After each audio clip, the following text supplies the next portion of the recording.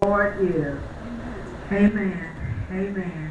Well, in this topic, I was thinking about being a difference maker, and God said, we all are difference makers, and whether it be good or bad, we have an effect in people's lives. So I said, okay, God.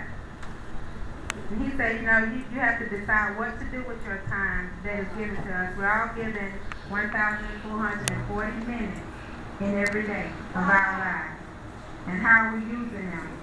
How can I be a difference maker? How can I make an impact in my spouse, family, friends, children, co-workers?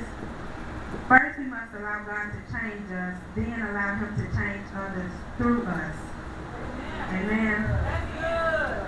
To make a difference, we have to be faithful where God calls us. Difference makers must be found faithful to the Lord. We have to be faithful in prayer. And Pastor always say, you have to come to church and pray. You can't just pray in the house.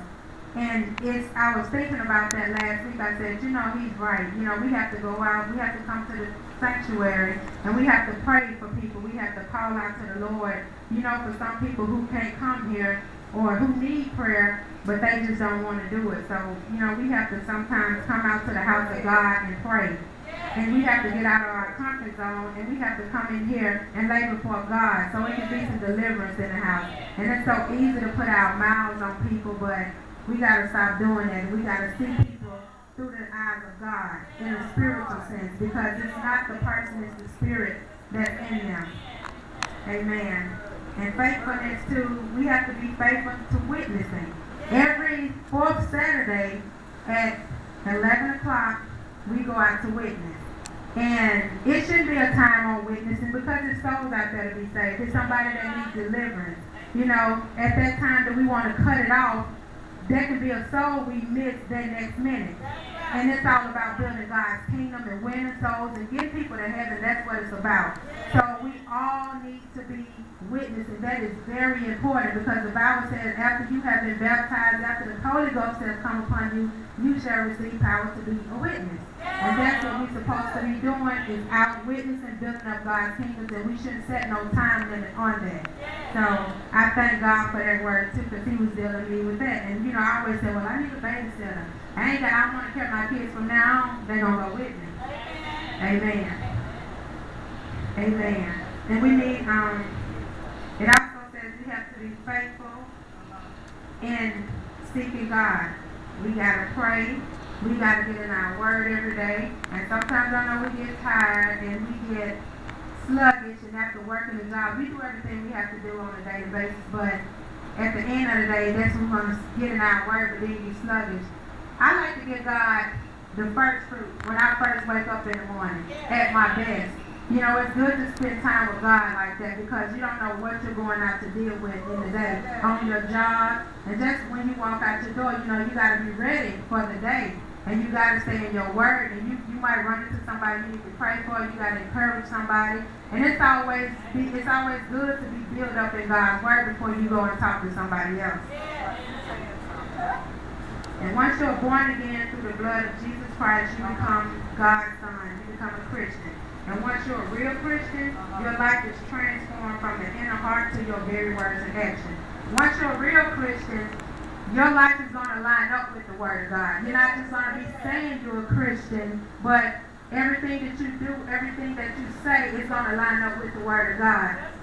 Things that you used to do, you don't do no more. Things that you used to say, you don't say no more. I used to cuss like a sailor. Every other word that came out of my mouth, but now it won't, it's not even a thought in my head, So I thank God for a lot of changes that took place, because I chose to get in God's words, and I chose to live for God, and I chose to change my lifestyle. And when I'm talking to other people, I try to make sure everything that I say and do is of God, because the Lord might put that person in your path for you to minister to them, because you might be the one who can reach that person. So we have to make sure that our words and our actions line up with the Word of God, because we don't want to say the wrong thing to that person and lead them in a different direction. So everything that we say and do, we have to make sure that it's godly, and make sure that it's positive, and make sure that it leads the people to God. Because one wrong word can turn that person around. And believe me, people don't care nothing about what you're talking about. They're watching everything that you do and everything that you say out of your mouth. They're watching your actions. So it's very careful. We got to be careful in what we do when we're around people and how we acting around people, the body language, the eyes rolled. We just got to be careful. We got to magnify the Lord and glorify Him in all that we do. We got to make sure God is pleased with our actions. Amen. Amen. Oh yeah, I was looking at priorities. As you grow more in Christ, like your priorities begin to change, things you love, things you used to love, you now hate. The things you despise, you now love. You begin setting new priorities for your life. That was a blessing to me. I was thinking about it before I got saved. Whatever I saw and wanted, I went and got it. I didn't care how much it cost. My priorities was last. If I knew my light bill was due and I wanted them shoes, I would have got them shoes. And then I was struggling on how to get this light bill paid. But once you become saved and you get in God's word and you want change, you got to switch that around. I got to take care of my household first. This is important. And it's godly because God wants us to do things in the right perspective. We got to do things in order. We got to take care of our families. We got to take care of our children. And it's important if we have children because we got to be an example for our kids. We got to make sure that we're doing everything the right way that we're supposed to do because our kids are looking at everything we do. So we got to make sure that all our priorities are straight. And it's going to be a blessing because it's been blessing me for 8 years. I thank God for my first lady because I followed all the instructions that they gave me and it's been a blessing. Now I know how all my priorities are in order. And I have no self-inflicted wounds, as the pastor would say. If I have been stormed, it's not self-inflicted. So I'm comfortable and I know that God is going to bring me through it because it's not something that I brought on myself. So I can rest assured, once I pray and give it to the Lord, I know He's going to take care of it and He's going to bring it out because it's not self-inflicted. Amen. Amen. Difference makers make personal, spiritual progress. They do not live in defeatville, but they live in victory. Amen. Any storms that come your way, once you are saved and born again, believing in Christian, you begin to trust in God's word. You believe what you read because this word is alive. Any storms, when you in victory, you're not focused on the problem. You focus on the solution because every problem has a solution. And even if you're going through something, you don't focus on, I'm going through this, I can't do this. That don't cross my mind. When I first got saved, pastor's like, you're going to pray, don't worry. If you're going to worry, don't pray. So I've learned not to even meditate on a problem or a storm. If they come, they're going. Because I know I'm free. I have liberty in Christ, and I got the victory. So I'm not defeated in nothing. I don't speak defeat. I don't even know what that word is. I don't question. Amen. I live in victory. Amen. Amen. We have to take inventory in our lives, examine ourselves. Are we spiritually growing in the walk with God? We have to make sure that not looking at nobody else, but taking inventory in ourselves. Making sure our walk is good with God. Making sure we're doing what we're supposed to do.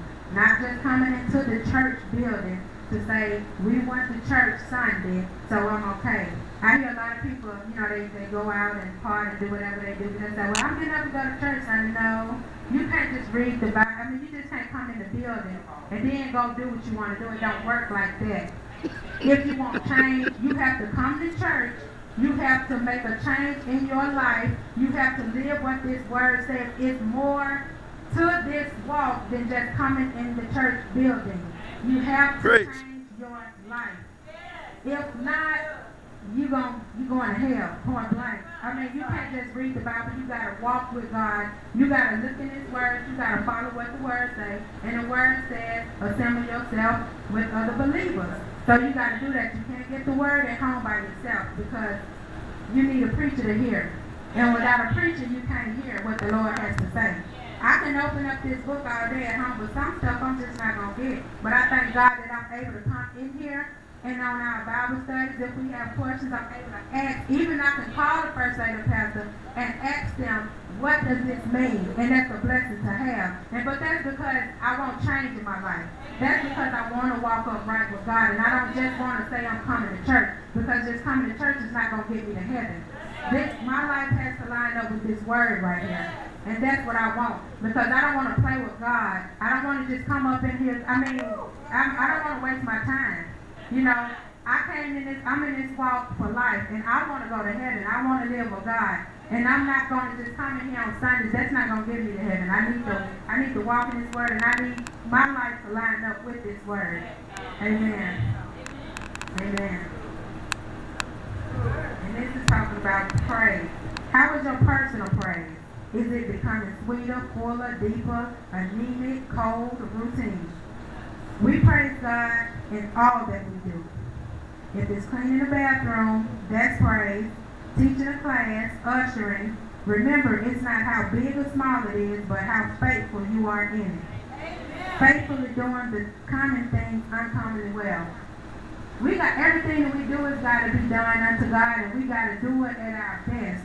I don't care what it is. I stand at the door all day and get joy in it because it's unto God. It doesn't matter what it is I'm doing. If Pastor asks me to come and scrub the floors, I'm going to scrub the floor and scrub it with joy because everything that I'm doing is unto God. And it's not, sometimes people might think that Pastor want me to do this or Pastor. No, this is God. When you look at your pastor and first lady, you're looking at the Lord himself. And that's how we got to see this thing. When God tells us to do something, we have to do it. And you never know why God wants you to do a certain thing. So it's not good to question the man and woman of God, but just do what they say because it's God himself speaking. And God can't come down himself, so he got his sheep that's leading us.